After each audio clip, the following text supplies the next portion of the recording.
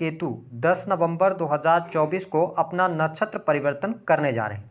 तो केतु के नक्षत्र परिवर्तन का प्रभाव वृषभ राशि वालों पर किस प्रकार से पड़ने वाला है, केतु आने वाले समय में आपके जीवन को किस प्रकार से प्रभावित करेंगे, कौन सी बड़ी घटनाएं आपके जीवन में घटित होंगी और केतु के माया जाल को कैसे समझना है और कैसे अपनी इच्छाओं की पूर्ति करना है, इस पर भी हम विस्तार से चर्चा करेंगे। तो यह वीडियो आपके लिए बहुत ही महत्वपूर्ण और ख़ास है, आप इसे अंत तक जरूर देखें। और यदि आप चैनल पर पहली बार विजिट कर रहे हैं तो चैनल को सब्सक्राइब कर लीजिएगा, नोटिफिकेशन बेल को ऑन कर लीजिएगा। आइए सबसे पहले ये जानते हैं कि केतु का यह जो नक्षत्र परिवर्तन है यह कब से लेकर कब तक के लिए हो रहा है। तो केतु 10 नवंबर 2024 को सूर्य के उत्तरा फाल्गुनी नक्षत्र में प्रवेश करेंगे और यहाँ पर ये आगामी वर्ष 2025 में 20 जुलाई तक इसी नक्षत्र में रहेंगे। जब हम बात करते हैं ज्योतिष शास्त्र में केतु की, तो केतु को आध्यात्मिक ग्रह कहा जाता है, इन्हें मोक्ष का कारक भी कहा गया है। केतु के पास में सिर नहीं होता है, जिसके कारण इस ग्रह में सोचने समझने की क्षमता नहीं होती, इसीलिए इस ग्रह को भावुकता से भी जोड़कर देखा जाता है। केतु को मोक्ष, धर्म, अध्यात्म, विक्षोभ, कल्पना, रहस्यमयी रोग, शल्य चिकित्सा, इन सभी चीज़ों का कारकत्व प्राप्त है। तो जब केतु आपकी राशि से पंचम भाव में गोचर करते हुए सूर्य के नक्षत्र में जाएंगे, सूर्य आपके चतुर्थेश बनते हैं, तो आइए जानते हैं कि आपके लिए किस प्रकार की परिस्थितियों का निर्माण करेंगे। देखिए, वृषभ राशि वालों, केतु का जो गोचर है वह आपके पंचम स्थान से हो रहा है और केतु जब सूर्य के नक्षत्र में जा रहे हैं, निस्संदेह यहाँ पर आपको अच्छे परिणाम अवश्य देखने को मिलेंगे, क्योंकि केतु जितना निगेटिव कर सकते थे उतना नहीं कर पाएंगे। बृहस्पति की दृष्टि, पंचम दृष्टि से केतु पर पड़ रही है, इस वजह से यह समय आध्यात्मिक उत्थान के लिए आपके लिए अच्छा रहेगा। धर्म, अध्यात्म के प्रति आपका झुकाव देखने को मिलेगा, साथ ही आपकी नॉलेज बढ़ेगी, आपके अंदर अंतर्ज्ञान की भी प्राप्ति होगी, ज्ञान में आपके वृद्धि होगी।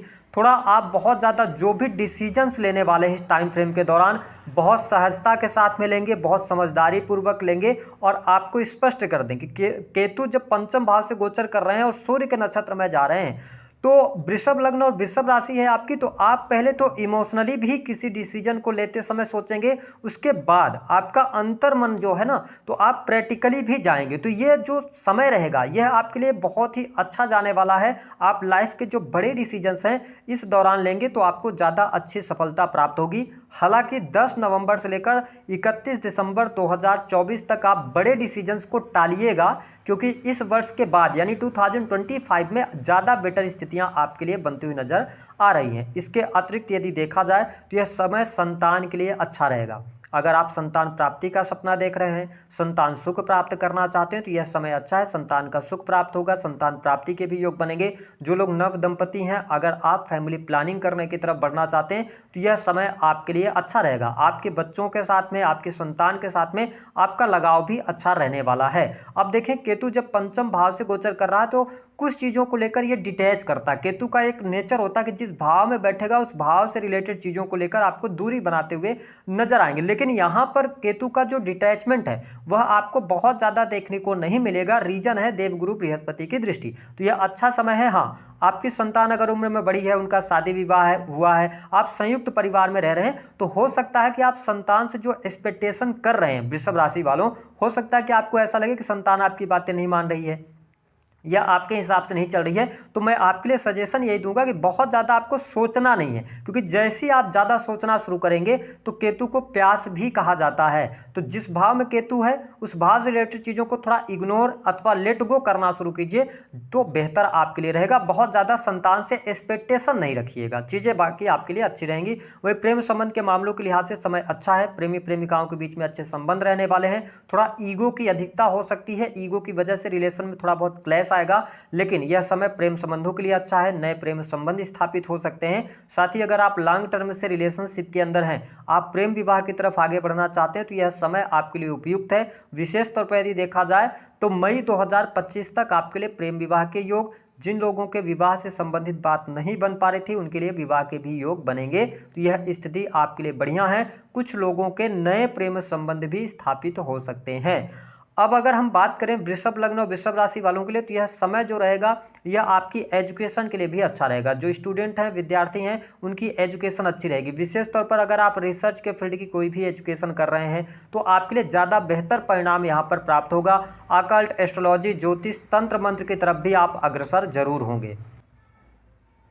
इसके अतिरिक्त दाम्पत्य जीवन के लिहाज से समय अच्छा है। जीवन साथी का सहयोग और समर्थन आपको प्राप्त होगा। जीवन साथी के साथ में कोई आध्यात्मिक यात्रा होने के भी योग बनते हैं।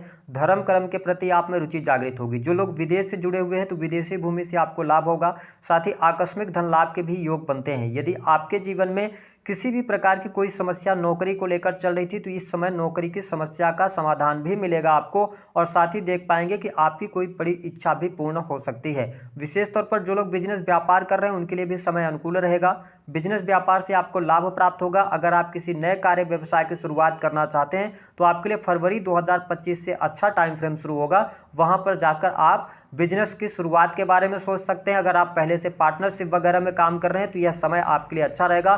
किसी भी प्रकार की निगेटिविटी का सामना आपको नहीं करना पड़ेगा। हालांकि स्वास्थ्य को लेकर थोड़ी सी यहाँ पर चिंताएं केतु आपको देंगे। विशेष तौर पर पेट से संबंधित समस्या आपको परेशान कर सकती है, अथवा इसके अतिरिक्त कहीं ना कहीं से मानसिक तनाव, टेंशन आप ज़्यादा ले सकते हैं, है ना। या ऐसी स्थिति बनेगी कि आप लोगों पर जल्दी भरोसा करेंगे जिसकी वजह से प्रॉब्लम्स क्रिएट होंगी, क्योंकि आप एक्सपेक्टेशन बहुत ज़्यादा लोगों से करने वाले हैं। तो इसको थोड़ा आप इग्नोर करने की कोशिश कीजिएगा। जो लोग गवर्नमेंट सेक्टर के अंदर कार्यरत हैं उनके लिए बहुत अच्छा समय शुरू हो रहा है। आप गवर्नमेंट सेक्टर में अच्छा लाभ कमाएंगे। प्रमोशन, रुके हुए प्रमोशन के योग आपके लिए बनेंगे। नई योजनाओं पर काम करने के लिए यह समय बहुत ही शानदार रहेगा। यदि जीवन में कर्ज की अधिकता बढ़ी हुई है वृषभ राशि वालों तो यह समय आपके लिए बहुत ही अच्छा रहेगा। वही टूर एंड ट्रेवल के कार्यों से, sales, media, marketing, creative field के कार्यों से भी आपको बहुत अच्छा लाभ देखने को मिलेगा।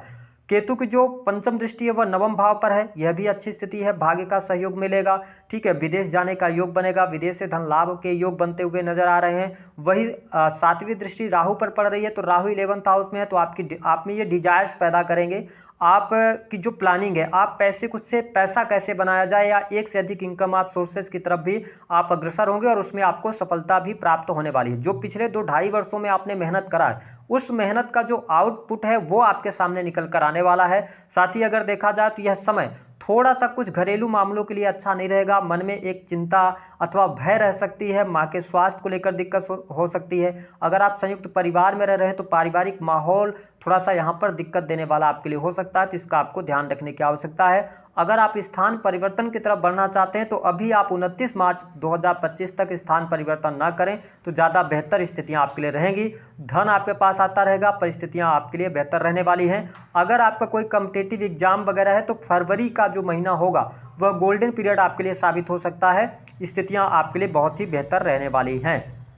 अब अगर हम बात कर लें कि केतु के माया जाल को कैसे समझना है और कैसे इससे आपको लाभ लेना है। देखिए, 5th हाउस में केतु का गोचर हो रहा है, तो 5th हाउस से रिलेटेड जितनी भी चीज़ें हैं, जो लोग कला के अंदर हैं, आप कंसल्टेंसी का काम करते हैं, इसके अतिरिक्त आप प्रेम संबंधों के बारे में, बच्चों के बारे में, संतान के बारे में आपको बहुत ज़्यादा सोच विचार नहीं करना, क्योंकि 5th हाउस से गोचर कर रहे हैं तो उस पर आप थोड़ा सा लेट गो कीजिएगा, इग्नोर कीजिएगा, तो आपके लिए चीज़ें बेहतर रहेंगी। 3 चीज़ों का सदैव आपको इस टाइम फ्रेम के दौरान ध्यान रखना है। पहली बात कि अगर आप कोई प्रॉपर्टी वगैरह परचेज कर रहे हैं तो जल्दबाजी में आकर प्रॉपर्टी मत लीजिएगा, आगे चल के वो फंसेगी।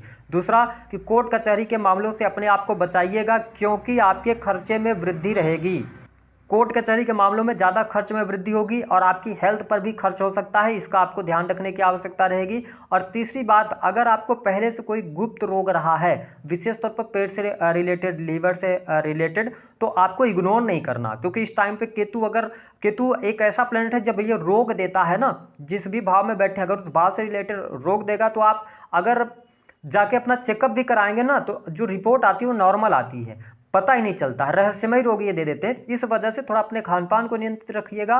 और अगर आपको कोई समस्या होती है हेल्थ वाइज तो इस टाइम फ्रेम के दौरान इग्नोर नहीं कीजिएगा। बस इतनी चीज़ें कीजिए, बाकी चीज़ें आपके लिए बढ़िया हैं, लाभ आपको मिलेगा, चीज़ें आपके लिए बेहतर होती नजर आएंगी। उपाय क्या करना है? उपाय के तौर पर आपके लिए ये रहेगा कि आप कुत्तों की सेवा कर सकते हैं, पहला। दूसरा कि आप मल्टी कलर के जो कंबल हैं उनका आप दान कर सकते हैं, और मल्टी कलर की रुमाल भी आप अपने साथ में कैरी कर सकते हैं अगर आपकी पत्रिका में केतु अच्छी स्थिति में नहीं है तो। दी गई जानकारी पसंद आए तो वीडियो को लाइक करें, चैनल